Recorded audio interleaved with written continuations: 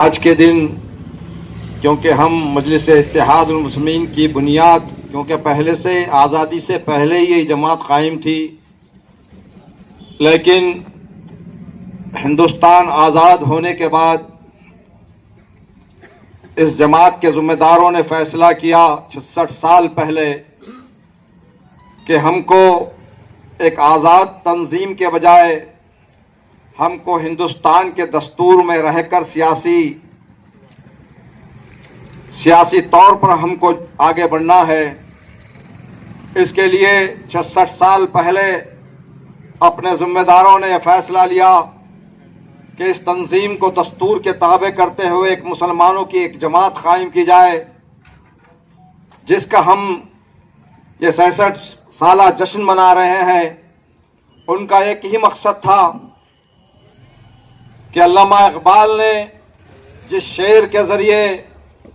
اللہ کے رسول کی ہدایت کے اوپر جو شعر لکھے تھے، تو اور وہ مسلمانوں سے مخاطب ہو کر اس انداز سے مخاطب ہوئے کہ سبق پڑھ تو صداقت کا،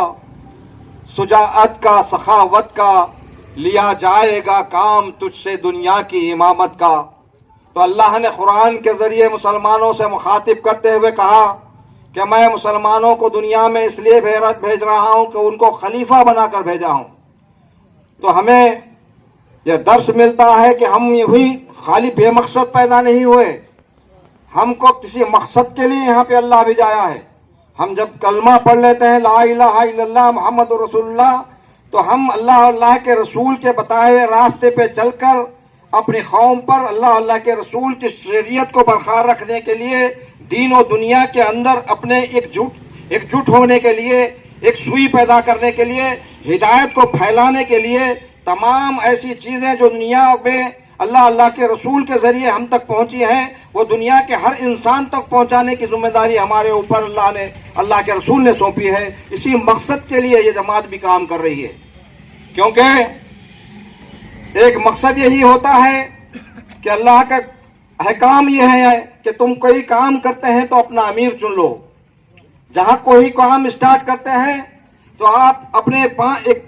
کسی بھی مہم میں جانے دیجئے، جس کو قابل سمجھتے ہیں وہ امیر کی قیادت میں جانے کا حکم دیا گیا ہے۔ تو ہم کو سیاسی طور پر بھی آگے بڑھنا ہے تو ہم کو ایک جماعت کی ضرورت تھی۔ ہمارے اغیار نے، ہمارے ذمہ داروں نے محسوس کیا کہ ہم مجلس اتحاد المسلمین کے ذریعے امت مسلمہ کی قیادت کو ہم آگے بڑھائیں گے۔ اس وقت کا دور ایسا تھا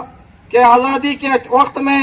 جو پولیس ایکشن کے نام پر جو ظلم و زیادتی کی گئی، مسلمانوں میں خوف و حراست کا یہ تھا، ہر آدمی ڈر و خوف کی زندگی گزار رہا تھا، کوئی اپنی آواز اٹھانے کو تیار نہیں تھا، کوئی اپنی آواز کو، اپنی گھٹتی ہوئی غم کو اپنے دل میں گھٹتے ہوئے ارمانوں کے ساتھ دفن ہو جا رہا تھا۔ اس وقت ایسے وقت میں عبدالواحد اویسی صاحب نے مجلس اتحاد المسلمین کی باغ ڈور سنبھالی، گلی گلی جشن رحمت اللہ عالمین کے نام پر ہر محلے، ہر گاؤں، ہر ڈسٹرکٹ کو جلسے منعقد کیے۔ اس وقت کا یہ عالم تھا کہ کہیں جلسے ہوتے تو 10 آدمی، 5 آدمی، 2 آدمی بھی آنے کو تیار نہیں تھے۔ لوگ یہ محسوس کرتے تھے کہ اگر ہم اس کے جلسے میں جائیں گے تو ہمارے اوپر ظلم و زیادتی ہوگی، لیکن انہوں نے اس موقع کو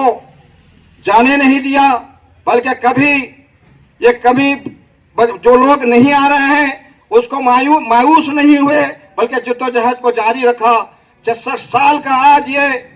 ثمرہ ہے کہ ہندوستان کے ہر ریاست میں مجلس اتحاد المسلمین کے نام سے جانے جا رہی ہے، اور قیادت کے لیے لوگ تڑپ رہے ہیں۔ تو یہ مجلس کا کارنامہ ہے۔ تو میرے بھائی، کیونکہ جماعت کا امیر ہونا ضروری ہے، چاہے وہ مسجد کا اگر جماعت سے نماز پڑھتے ہیں تو ہمارا امام ہمارا امیر بن جاتا ہے، مسجد کے انتظامات سنبھالتے ہیں تو مسجد کا صدر ہمارا امام بن جاتا ہے، اگر گھر کی بھاگ ڈور سنبھالنا ہے تو اپنا جو بھی باپ ہوتا ہے وہ ہمارے گھر کا امیر ہوتا ہے۔ تو ایک سیاسی جماعت یا سیاسی تنظیم کے نام پر اگر ہم کام کر رہے ہیں تو ہم کو ایک اچھے امیر چننے کی ضرورت ہے، اس کی قیادت کے ذریعے ہم اپنے مسائل کو حل کرتے جائیں اور ہمارے مسائل کی نمائندگی کرتے جائیں۔ جو مسلمان ہو BC ہو, SC ہو, جو بچھڑے طبقات ہیں اور مسلمان ہیں، یہ لوگوں پہ جب بھی ظلم زیادتی ہوتی ہے تو میں سمجھتا ہوں کہ یہ ایک واحد جماعت ہے، مجلس اتحاد المسلمین، جو ان کی آواز، عوام کی آواز بن کے حکومتوں سے لڑتی ہے۔ اسی کا نتیجہ ہے جو آج ہندوستان کے ہر خطے میں مجلس اتحاد المسلمین پہنچ چکی ہے۔ اور میں بتانا چاہتا ہوں کہ ایک واحد جماعت ہے مجلس اتحاد المسلمین، جو ہر وہ زاویے سے، جیسے تعلیم کے میدان میں ہو یا کسی بھی طریقے سے دیکھیں تو الحمدللہ دوسری بنسبت دوسری جماعتوں کے ایک بہتر جماعت ہے۔ اس لیے کہ آپ لوگ دیکھیں کہ حیدرآباد میں دارالسلام میں تمام MLA، کارپوریٹر عوام کے بیچ میں بیٹھ کر عوام کے مسائل حل کرنے کے لیے موجود رہتے، ایک وقت مقرر ہے اس کے حساب سے۔ اور ہم کو چاہیے کہ نظام آباد ہو یا بودھن ہو، اسی طرح یہاں کے نمائندے بھی ایک آفس اپنا قائم کر کے اسی طرز پہ جو ہے سو اگر ہم کام کریں تو انشاءاللہ میں سمجھتا ہوں کہ اور بھی جو ہے سو ہم کو تقویت ملیں گی، اور بھی جو ہے سو ہم کو طاقت ملیں گی، اضلاعوں میں بھی ہم پہنچیں گے، سرپنچ بھی ہمارے بنیں گے۔ یہ آج اب وقت کا تقاضا ہے اور اب آنے والے الیکشن ہے۔ میں تب بھوجن کی عوام سے بلاخصوص مسلمان اور SC ST سے خواہش کرتا ہوں کہ ایک ایسی جماعت ہے جو آپ کے واحد آپ کے مسائل کے اوپر بحث کرتی، لڑتی، جھگڑتی ہے اور آپ کی نمائندگی کرتی ہے۔ جڑ جائیے، اس جماعت سے جڑ جائیے اور آپ کے مسائل حل کرا لیجئے، آپ کے پرابلم ختم کرا لیجئے، اور آپ کے شہر کو ترقی دلانے کے لیے وقت کا تقاضا ہے کہ آپ کو مجلس اتحاد المسلمین سے جڑنا ہے۔ اور رہی بات جو یہاں پہ ہمارے کارپوریٹر ہے، کاؤنسلر ہے، پارٹی کے کارکن ہیں، یہ تمام سے خواہش کرتا ہوں کہ وہ لوگ اپنے اپنے اختلافات کو ختم کرتے ہوئے پارٹی کے حق میں، پارٹی کے ترقی کے لیے جو ممکن ہو سکتا وہ کوشش کر کے جو ہے سو پارٹی کو آگے بڑھائیں۔